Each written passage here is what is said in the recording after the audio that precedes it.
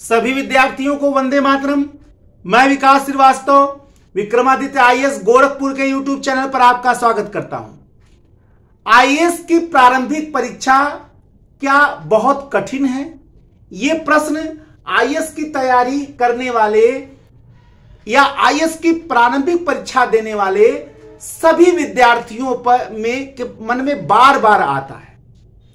चाहे वो अच्छा से अच्छा विद्यार्थी हो, चाहे मध्यम स्तर का विद्यार्थी हो, चाहे कम परिश्रमी विद्यार्थी हो, चाहे आम जन हो, कोई हो, हर के मन में यह प्रश्न हमेशा यक्ष प्रश्न के रूप में उपस्थित रहता है कि आईएएस की परीक्षा बहुत कठिन है।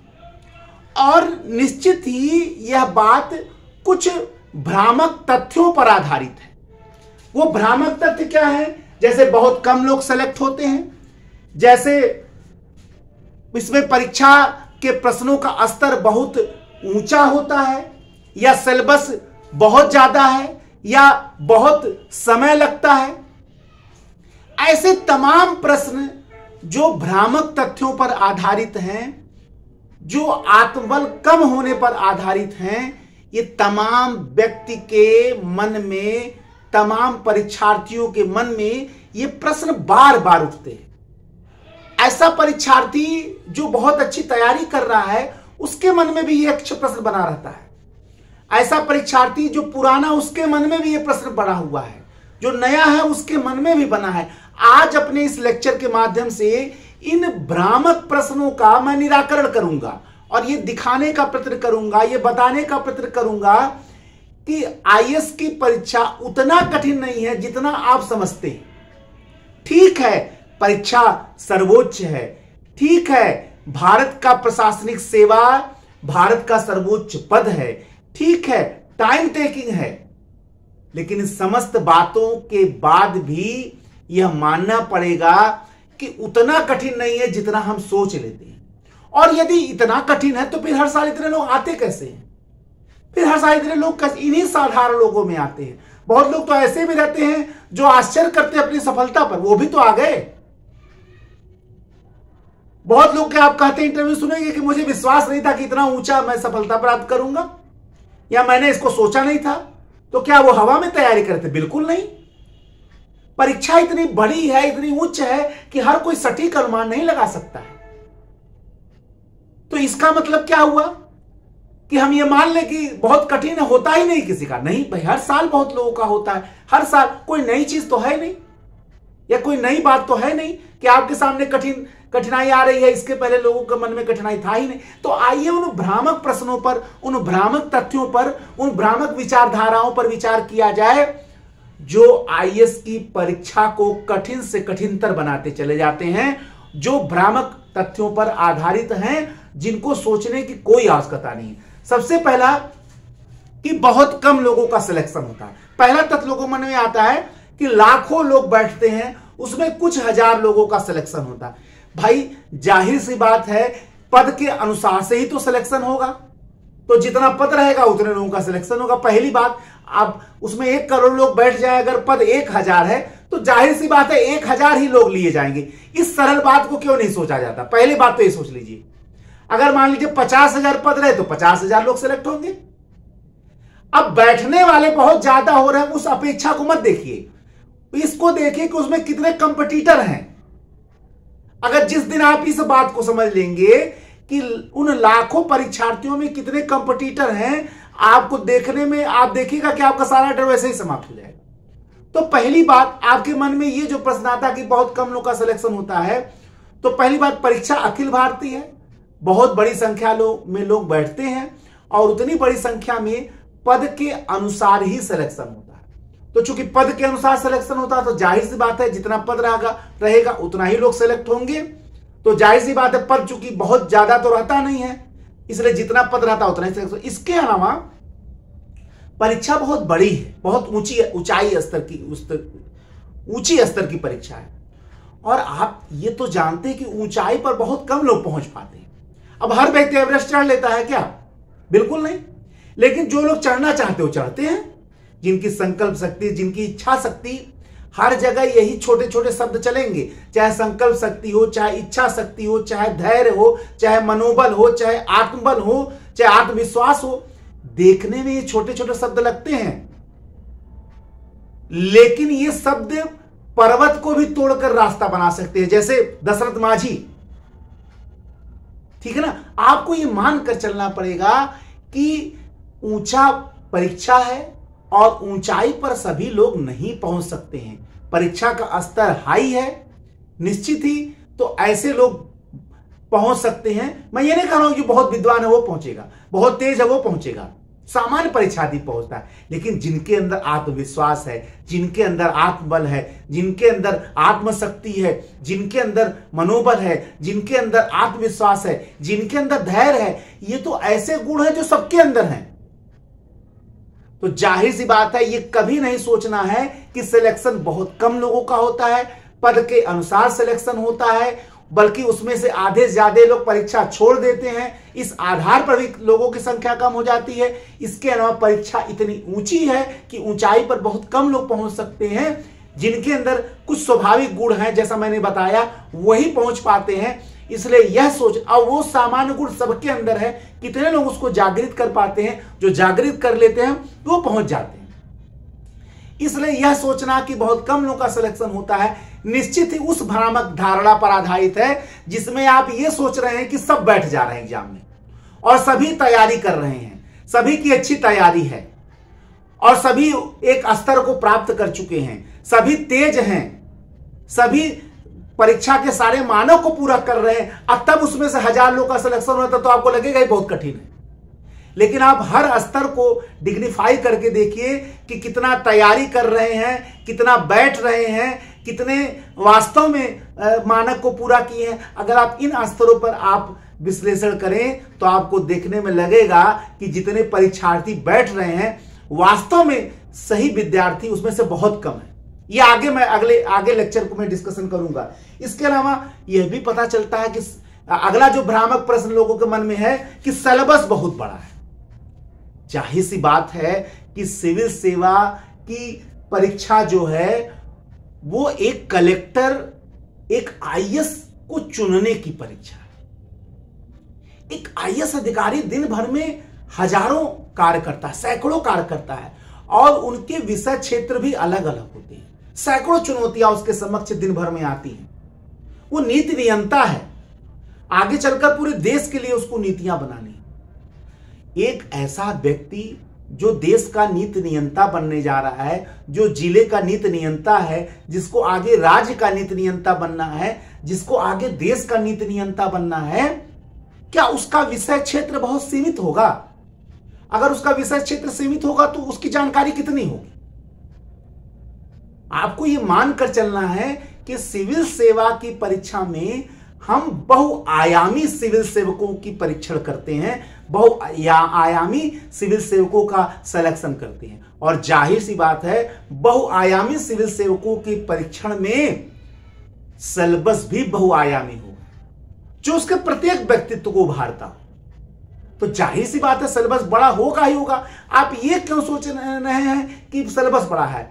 आप ये भी तो सोचिए कि हम कैसी परीक्षा देने जा रहे हैं, कौन सी परीक्षा देने जा रहे हैं, किस लेवल की परीक्षा देने जा रहे हैं। जब आप ये सोचेंगे तो आपके मन से डर ही समाप्त हो जाएगा। फिर आप अगर आपको उसको देना, आपको बनना है, तो फिर आप लेवल बनाइए। कौन आपको रोक रहा है कि आप लेवल मत बनाइए? लेवल बनाना तो आपका ना वर्क है कि कोई आपका मैंने बार बार अपने लेक्चर्स में बताया है, सबसे बड़े मित्र अपने आप ही हैं। कोई टीचर आपका मार्गदर्शन कर सकता है, हम आपको मार्गदर्शन कर सकते हैं, आपके मन में आत्मबल पर बढ़ा सकते हैं। करना आपको है, वो कोई दूसरा नहीं करने आएगा। इसलिए सिलेबस बड़ा है, सिलेबस विस्तृत है। यह भ्रामक अवधारणा पर आधारित है कि आप ये सोच नहीं रहे कि हम कौन सी परीक्षा देने जा रहे हैं और किस प्रकार के अधिकारियों का चुनाव होने जा रहा है। तो आप सोच ले रहे हैं कि सिलेबस बहुत बड़ा। अरे आप सोचिए कि कौन हमारे समक्ष आने जा रहा है, कौन सा पद हम प्राप्त करने जा रहे हैं। अगर आप अपने मन में ये बैठा लीजिए तो आपके मन में ये अवधारणा ही, भ्रामक अवधारणा मिट जाएगी कि परीक्षा में सिलेबस बहुत बड़ा है। ठीक है। तो ये दूसरी भावना का मैंने इसके अलावा आपको पता चलता है कि प्रश्नों का स्तर बहुत ऊंचा है। तो तीसरा प्रश्न मन में बैठता है, जो लोग मानते हैं कि परीक्षा बहुत कठिन होती है, तो तीसरा जो प्रश्न मन में आता है, जो तीसरा भ्रामक अवधारणा है कि प्रश्नों का स्तर बहुत ऊंचा होता है। आप मत भूलिए कि आईएएस की परीक्षा या आईएएस की प्रारंभिक परीक्षा किसी असाधारण पद के लिए नहीं है, किसी साधारण पद के लिए नहीं है। आईएएस की प्रारंभिक परीक्षा किसी साधारण व्यक्तित्व की खोज के लिए नहीं है। आईएएस की प्रारंभिक परीक्षा किसी साधारण प्रतिभा को चुनने के लिए नहीं है। आईएएस की परीक्षा असाधारण पद के लिए है। आईएएस की परीक्षा असाधारण व्यक्तित्व की खोज के लिए है। आईएएस की परीक्षा असाधारण प्रतिभा को चुनने के लिए है। तो जाहिर सी बात है, जब असाधारण पद के लिए परीक्षा हो रही है, जब असाधारण व्यक्तित्व के लिए परीक्षा हो रही है, जब असाधारण प्रतिभा की खोज के लिए परीक्षा हो रही है, तो प्रश्नों का स्तर भी ऊंचा होगा। फिर जब आईएएस की परीक्षा देने का मन आपने बना लिया है, तो साधारण असाधारण से क्या डरना, स्तर और निम्न स्तर से क्या डरना है, कोई मतलब नहीं। जब आपने संकल्प कर लिया कि बनना है, तो प्रश्न का स्तर तो अपने आप आपके नियंत्रण में आ जाएगा। प्रश्न का स्तर तो तब तक ऊंचा है जब तक आप नीचे बने हुए।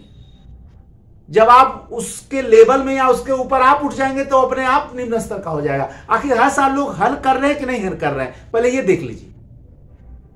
हल कर रहे हैं यानी उनके नियंत्रण में वो प्रश्न आ रहे हैं कि नहीं आ रहे हैं, यानी आप भी परिश्रम करेंगे तो आपके नियंत्रण में आ जाएंगे। इसलिए तीसरी जो भ्रामक अवधारणा है कि परीक्षा में प्रश्नों का स्तर बहुत उच्च होता है, ये सही हो है, लेकिन वो आपके सोचने की दृष्टि से, अगर आप इस दृष्टिकोण से सोच रहे हैं कि ये सामान्य परीक्षा, तो उस दृष्टिकोण से गलत है। क्योंकि असाधारण व्यक्तित्व की खोज है, असाधारण पद की परीक्षा है, असाधारण प्रतिभा की खोज है। प्रश्नों का स्तर भी साधारण नहीं होगा, हाई लेवल का होगा, जैसा कि है।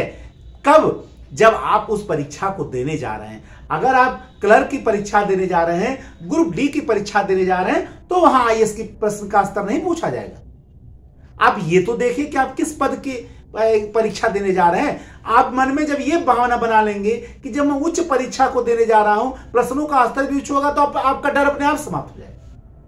यानी आप पहले से तैयार रहिए कि परीक्षा के प्रश्न स्तरीय आएंगे। जब आप अपने मन में यह बैठा लेंगे तो आपके मन में कोई डर ही नहीं रह जाएगा। तो तीसरी भ्रामक अवधारणा मैंने आपको दूर किया। चौथा भ्रामक अवधारणा है बहुत अधिक परिश्रम करना पड़ता है। बहुत अधिक परिश्रम करना पड़ता है। देखिए, सिविल सेवा की परीक्षा में यदि आप परिश्रम से डर रहे हैं तो निश्चित ही सिविल सेवा की परीक्षा आपके लिए नहीं, क्योंकि मैंने बार बार बताया है कि सिविल सेवा की परीक्षा में परिश्रम का कोई विकल्प नहीं है। परिश्रम का विकल्प केवल परिश्रम है। सिविल सेवा की परीक्षा में परिश्रम का विकल्प केवल परिश्रम है, केवल परिश्रम है। इसलिए जो व्यक्ति परिश्रम से डर रहा हो, निश्चित ही सिविल सेवा की परीक्षा उसके लिए नहीं है, उसे कोई और ट्राई करना चाहिए। वैसे हर परीक्षा में आजकल परिश्रम है। कोई ऐसी परीक्षा नहीं है जहां इतनी बड़ी जनसंख्या हो गई है, जहां लाखों करोड़ों लोग परीक्षार्थी परीक्षा में, किसी भी परीक्षा में बैठ रहे हैं। अब मुझे तो ये नहीं लगता कि कोई परीक्षा बिना परिश्रम की हो रही है। तो आईएएस की कैसे हो सकती है? और आप डर कैसे सकते हैं जब आईएएस की परीक्षा में आप आ रहे हैं? आप आईएएस की परीक्षा देने आ रहे हैं और भारत की सबसे बड़ी परीक्षा देने आ रहे हैं। भारत के सबसे बड़े पद का चुनाव आप चुनने आप आ रहे हैं, तो जाहिर सी बात है कठिन परिश्रम करना ही पड़ेगा। और कठिन परिश्रम, निश्चित ही कठिन परिश्रम ही उस परीक्षा की मांग है। और मेरे अनुसार से जब इतनी बड़ी परीक्षा है तो हमें कठिन परिश्रम से डरना ही नहीं चाहिए, बल्कि कठिन परिश्रम को अपना आदत बना लेना चाहिए। और आप देखिएगा कि जिस दिन कठिन परिश्रम आपकी आदत बन जाएगा ना, सफलता स्वयं आपके कदम चूमेगी। कठिन परिश्रम मेरे अनुसार से किसी भी व्यक्ति को किसी भी प्रकार कठिन परिश्रम से भागना नहीं चाहिए। न कठिन परिश्रम से भागना चाहिए, न जीवन में कठिनाइयों से लड़ने से भागना चाहिए, न ही परीक्षा में कठिन प्रश्नों को हल करने से भागना चाहिए, न ही जीवन में कष्टों से लड़ने से भागना चाहिए। हर चरण में आपको कठिनाइयों का सामना करना चाहिए। जिस दिन आपके जीवन में कठिनाइयों से संघर्ष करने का, जीवन में कठिनाइयों से लड़ने का आदत बन जाएगा, सफलता आपके जीवन का एक अंग बन जाएगी। इसलिए आईएएस की प्रारंभिक परीक्षा में, आईएएस की पूरी परीक्षा में कठिनाइयों से लड़ने का, कठिन परिश्रम करने का एक आदत बना लीजिए। सफलता आपके जीवन की एक हमेशा अनिवार्य अंग बन जाएगी। जिस दिन कठिन परिश्रम करना, कठिनाइयों से लड़ना आपके जीवन का अंग बन गया, सफलता आपके जीवन का अनिवार्य अंग बन जाएगी। इसलिए इसके लिए डरने की आवश्यकता नहीं है कि सिविल सेवा की परीक्षा में कठोर परिश्रम करना पड़ता है। पांचवा जो भ्रामक अवधारणा है, परीक्षा में बहुत समय लगता है। 2 वर्ष, 4 वर्ष, 5 वर्ष, 10 वर्ष। आप एक निश्चित तथ्य याद रखिए सिविल सेवा की परीक्षा में कि झोपड़ी बनाने में कुछ दिन लग सकते हैं, लेकिन महल बनाने में वर्षों लगता है। झोपड़ी बनाने में कुछ दिन लगते हैं, लेकिन महल बनाने में वर्षों लग जाता है। सिविल सेवा की परीक्षा एक महल है और महल को बनाने में वर्षों लग जाएंगे। ठीक है ना। ताजमहल बनाने में 22 से 23 वर्ष लग गए। झोपड़ी बनाने में कुछ दिन, कुछ घंटा, कुछ दिन में तैयार हो जाता है। लेकिन सिविल सेवा रूपी महल बनाने में आपको समय लगेगा। ठीक है ना। इसलिए यह मन में बैठा के आप अगर चल रहे हो कि कुछ ही समय में, कुछ ही परिश्रम में और कुछ ही तथ्यों को पढ़कर याद करके हम कलेक्टर बन जाएंगे, तो यह दिवा स्वप्न है। और मेरे अनुसार से दिवा स्वप्न वाला परीक्षार्थी निश्चित ही नहीं यहां सेलेक्ट हो सकता है। यह वास्तविक संभावनाओं का परीक्षा है। यहां आपको देखिए, भाग्य को मैं नहीं मानना हूं। ठीक है, सब पर अभिभावी भाग्य है, लेकिन भाग्य तो हमारे हाथ में है ही नहीं। हमारे हाथ में देखो, मैं यहां जो डिस्कशन करता हूं वो केवल कर्म पर आधारित डिस्कशन करता हूं। भाग्य हमारे हाथ में नहीं है। कभी कभी सभी परिश्रम करने के बाद भी असफलता मिल जाती, तो वो हमें नहीं उसको देखना है ना। हमें देखना कि वास्तविक कर्म क्या है। तो वास्तविक कर्म, एक कर्मयोगी के समान वास्तविक कर्म यही है कि इस परीक्षा के कुछ निर्धारित रिक्वायरमेंट्स हैं, निर्धारित मांग है, और उस मांग को जब आप पूरा करेंगे तो हर हाल में आप सफल होंगे। भाग्य की बात नहीं कर रहा हूं। इसलिए आपको वो बना के चलना पड़ेगा। आपके मन में जो भ्रामक प्रश्न आते हैं आईएएस की परीक्षा में, आईएएस की प्रारंभिक परीक्षा में बैठने में, आज मैंने उसी को निराकर करने का प्रयत्न किया। इसलिए आप सोचिए मत ऐसे प्रश्नों को। आप हमेशा याद रखिए कि चाहे कठिनाइयां कितनी भी अपरंपार हों, आप हर हाल में उसको पार करके रहेंगे और सफलता प्राप्त करके रहेंगे। इसीलिए कहा भी गया है, वो पथ क्या, पथिक कुशलता क्या, जिस मार्ग में बिखरे सूल ना हो, जो वह पथ क्या, पथिक कुशलता क्या, जिस मार्ग में बिखरे सूल ना हो, वो नाव क्या, नाविक कुशलता क्या, यदि धाराएं प्रतिकूल ना हो। अरे अगर पथ साधारण हो तो सब कोई चल सकता है। कंकरीला पथरीला पथ हो, उस पे जो चलता है वास्तव में वो पथिक लगता है। उसी प्रकार नाव की धारा में तो हर कोई अपना नाव तेज चला सकता है। नाव की विपरीत धारा में जो नदी की विपरीत धारा में जो अपना नाव चलाता है, असल में वही नाविक माना जाता है, कुशल नाविक माना जाता है। आप ध्यान दीजिए कि जो मरी हुई मछली होती है वो धारा के साथ तैरती है, लेकिन जो जीवित मछली होती है वो धारा के प्रतिकूल तैरती है। इसलिए आप भी जीवित हैं, बल्कि जीवंत हैं, और एक जीवंत प्रतियोगी की तरह, एक जीवंत अभ्यर्थी की तरह आप पूरे ताकत, साहस, बल और आत्मबल के साथ परीक्षा में बैठे। निश्चित ही सफलता आपके कदम चूमेगी। जय हिंद, जय भारत, वंदे मातरम। धन्यवाद।